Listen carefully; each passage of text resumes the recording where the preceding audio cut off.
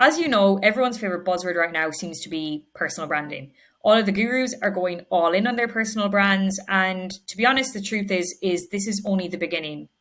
So you might be sitting there with your small personal brand and you're not signing any clients, and you might be wondering why all these other people seem to be signing client after client when you believe and you know you could be getting better results for your clients. But you're kind of wondering, why is it that you can't sign clients? So the key part that I want to get across in this video is you don't need a huge personal brand to actually sign clients. You just need to leverage your personal brand correctly. That's what matters the most. So while other people on here might promise you overnight success, they're not actually teaching you the core strategies you can use to actually make your personal brand attractive to the clients that you actually want to work with.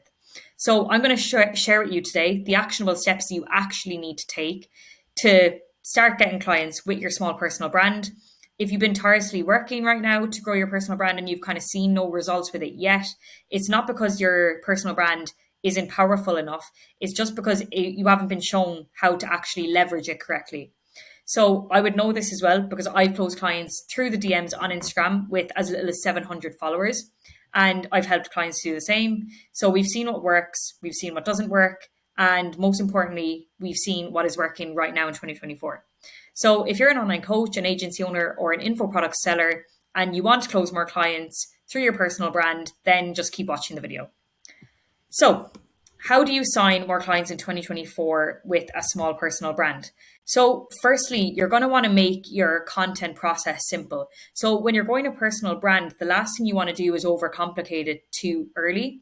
So many people struggle with the aspect of staying consistent with posting across multiple platforms. So some people might tell you focus on one platform or focus on another, but where the way I see it is if you can post consistently across multiple platforms, then absolutely do that. So from creating just one YouTube video like this, we can get multiple reels out, multiple LinkedIn posts, and multiple tweets.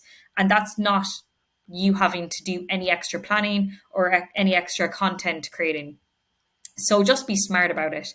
So for example, from this one YouTube video, we would recommend that you post your YouTube videos on the weekdays between like Monday and Thursday before 5 p.m. That way you're just hitting kind of all of the Eastern countries. So you're hitting like England, Ireland, the UK, Europe, and then like the US and Canada.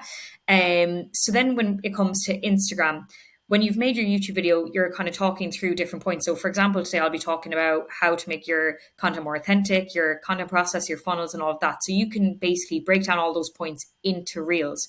So we'd recommend you post maybe 3 to 5 posts on Instagram per week with a minimum of 3 reels if you are trying to kind of get yourself across and kind of get people to trust you more. The more that people see you and hear you talking, the more they will actually just by nature start trusting you.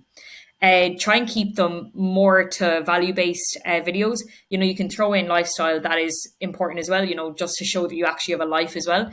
And try to post 2 to 3 stories a day. That way, anytime anyone clicks on your profile, they'll see that your profile picture is lit up and they'll want to kind of click on there. They'll be curious. With LinkedIn, then, it depends on where your customers are actually like hanging out, what platforms they're using. But with the same as your Instagram reel scripts, you can repurpose them into LinkedIn. And, if you want to do 2 to 3 a week, if that's something that you can stick to, then by all means do it.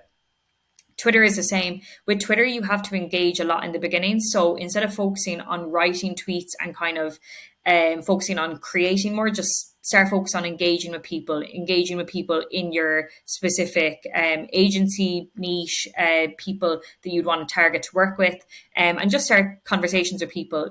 That is how you're going to sign clients in 2024. It's not all about cold outreach now. It really is all about creating a personal brand that resonates with people and providing value upfront. So the above process should really take no longer than 1 hour a day to actually posting the stuff, engaging and doing all of that. When it comes to scripting and recording, what we do is we take 1 hour on a Thursday to script all of our content, and then generally it takes about an hour on a Friday to record it. So that's for 1 week's worth of content. So next, have a clear funnel and backend. So while posting, and excuse the shit funnel here, but you'll get the idea. So with content, it's great creating content, but if you have no kind of system or reason behind creating the content, then it doesn't really matter. So it's crucial to have an end goal in mind, is what I'm trying to say. So, for example, with our content, we're aiming to just provide value to our followers and to get people coming to us and asking us questions. So all we want to do right now is give, give, give. We're not looking to, I guess, sell to people directly through our content right now. What's great about our content is that we do get DMs from people wanting to, ask about what we do and kind of how they can work with us. And also when we go to actually do outreach, people can look through our page and they can that's like almost your CV, if you will, in terms of an online business. So they can look through our content and they'll kind of see us answering a few pain points that they already have. So we're already answering their objectives without even getting on a call with them. So it's incredibly powerful. But yeah, when you're posting your content, obviously trying to grow your following, but you need kind of a way to communicate with these people. It's all well and good getting followers, but if you're not actually engaging with them and getting kind of a first touch point with them, you're basically losing leads. So you want to get these people while they're hot and kind of start a conversation. Just ask, where they are right now in the business and kind of where they want to get to and how you might be able to help them bridge that gap. But you don't want to get into the kind of selling mindset too quickly, because you don't want to kind of turn people off. Just respond to all interactions, respond to all your comments, respond to all your DMs. Anyone that likes your stories, likes your posts, try to reach out to as many of those people as possible, because those people have basically put their hand up and said, I like what you're saying, I'm interested. So just reach out to them, start a conversation, and you never know, someone might be ready to buy there and then. And yeah, that's the ideal scenario. But it is incredibly important to set out straight away what your end goal is with your content.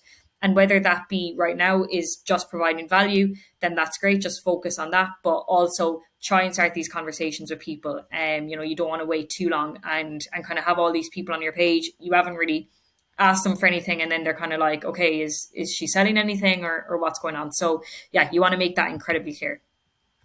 So with your content, you want to solve your ideal customers' problems or address potential objections. So before potential clients decide to work with you, most of them will have doubts or hesitations. Like, that's just natural. If you've ever gotten on a sales call with that coach that you're potentially wanting to work with, you're going to have doubts in your mind as well. Can they help me get to where I want to get to? And it's the same with clients getting on a sales call with you. They're going to have questions in their brain, and they're going to want to ask you these questions on a sales call. So with your content, the ideal way to map out your content is writing down a list of common objections or common questions or doubts that people have when they got on a sales call with you. And you're going to just answer those questions through your content. So that will allow them to kind of overcome any concerns without them even getting on a call with you. So number one, it's saving you time. And number two, it's kind of breaking down their barriers more. They're coming into the call and they're like, well, they've already answered those questions on their content. So now I can just go in and basically see if Katie is the person I actually want to work with, because I already know that they have all of the things that I want. So now I just want to see if we actually work together. So by providing kind of clear explanations and addressing the pain points, you're demonstrating, that you're building trust with them, you're enhancing your credibility, and you're making your audience more likely to trust your work and how good you are at what you do. So yeah, that's the main things there with how to kind of go about doing your content. And obviously around those areas as well, you're just going to want to talk about stuff that you have experience in doing. There's no point in sitting in front of the camera, pressing record and trying to spiel off some information that you have no idea what you're talking about. Everyone else watching the video will know that you don't know what you're talking about, and it'll just be awkward and cringy to watch. So just make sure that you speak from experience, and that will show. So social proof. So this is obviously extremely important as well. It's probably the quickest way that someone can go from like a cold lead to a warm lead is by showing them social proof, showing them that you have already achieved what they ideally want to achieve. So sharing testimonials and results from current clients who've had a great experience working with you is a very effective way to gain trust from potential clients. So they can see someone else who has achieved the desired outcome through your services, making them more likely to consider working with you. So for example, one of our clients, we scripted a YouTube video for them last week, and without us even asking, he actually put in a plug to work with us in the middle of the video just because he was so happy with the service. So using things like that in your content is extremely important, showing that someone else has had such a good experience working with you and kind of how you brought them from A to B, showing someone else that like, this is exactly how we helped person X, and this is exactly how we helped person Y, and now you're going to be person Z, and we're going to help you in the same way that we help them. So yeah, that's the easiest way, I think, to kind of break down those barriers and kind of people to buy from you through your content. The whole thing about this is getting people to work with you as a result of your personal brand. So you're constantly asking and answering these objections through your content. So keep just having those things in the back of your mind. Just keep thinking in the, I guess, try and put yourself in your client's shoes. If you were them, what would you want to have the answers to? So be natural. Don't put pressure on yourself to create perfect content, as there is no such thing. People buy from people, and if you can showcase your natural personality, it will pay off. Authenticity and reliability are key to building a connection with your audience. So I think that just goes without saying. You can see very, very clearly if someone is robotic in front of camera. And, at times we're all guilty of it. We script our content, and sometimes you can come across quite wooden, just if you're just having one of those days and you're not kind of in that content flow, I guess. But the main thing is, as I said earlier, just speak from experience, and kind of the rest will kind of just flow out. No one wants to work with this person that's just like reading everything off a script. It's the same with a sales call. If someone can tell that you just have like your sales call script up on a screen beside, they know instantly. It's just like no one wants to be getting on a sales call with someone who's clearly just reading from a sheet. It's very, very apparent, and it's the same with your content. Just speak like you're speaking to someone over a Zoom call. Do the same with your content. It's not scary. You just have like a camera or a phone in front of you, and just be as natural as you can. And the more content that you make, the easier that will become.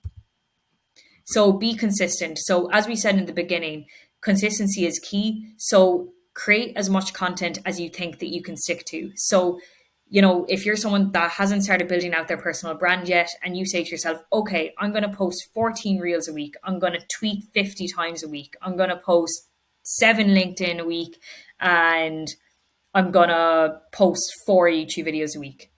You're already setting your output level so high that if you do less than that, you're going to feel like you failed instantly. So you're going to give up so much easier. So what I would say to someone is start a little bit smaller and work up. So with a lot of our clients, they'll sign on for 20 short videos and 4 YouTube videos in a month. So already that's quite a high amount of content, but these people are already putting out content. So what we'll do for like a beginner is half that. So 10 shorts and 2 YouTube videos in a month, because that gets them into the rhythm. They kind of know, they get used to, I guess, making the content. They know what's required of them, and they can stick to it. So they can see progression in just that short amount of time. And then they're like, okay, we can see that we're getting results from this. Now we're ready to double down. But if you start already at the way higher end, it's going to be so much harder to try and say they're number one. But like the quality of the output is just not going to be there if you're trying to like go hell for leather and do, as I said, 50 tweets, 8 YouTube videos in a month. Like it's just like, it's an impossible task to stick to in the beginning, in my opinion. If you feel like you can do that, like all props to you. But in the beginning, I think that just setting out a plan that you can actually stick to is the most important thing. So as I say here, it really is crucial when it comes to building and leveraging your personal brand. If you stick to a regular posting schedule, engage with your audience, and maintain a cohesive brand identity across all platforms, it breeds familiarity and trust, making it easier for potential clients to recognize and connect with your brand. So if you can map out maybe a schedule, what we do is we plan everything out on Notion, and then we do all of our kind of editing process through monday.com. So we keep everything very, very streamlined. So that's organized. We can make another video on that another day. With engagement, then, if people are commenting on your stuff and they're DMing you, you want to make sure that you're responding to them, because otherwise it just looks like you're posting and ghosting and you don't really give a shit. So you want to show your audience that you are there and that you're actively engaging and that you actually care, and you want to get to know them and you want to help them solve their problems. So yeah, by applying all the strategies outlined in this, I know this was a short video, but just starting small, like what we've outlined here, it will make you far more equipped to sign more clients in 2024 through your personal brand. There are going to be specific bottlenecks and constraints unique to your situation that we couldn't cover in this video. But if you are looking to sign more clients to your personal brand, just click the first link in the description to learn more about how we might be able to help. So I hope you enjoyed this video. I hope you found it valuable. Go check out our Instagram account at the Dylan Twins _, and you can follow us on Twitter as well, or X, whatever you call it, at the Dylan Twins. And yeah, catch you on the next one.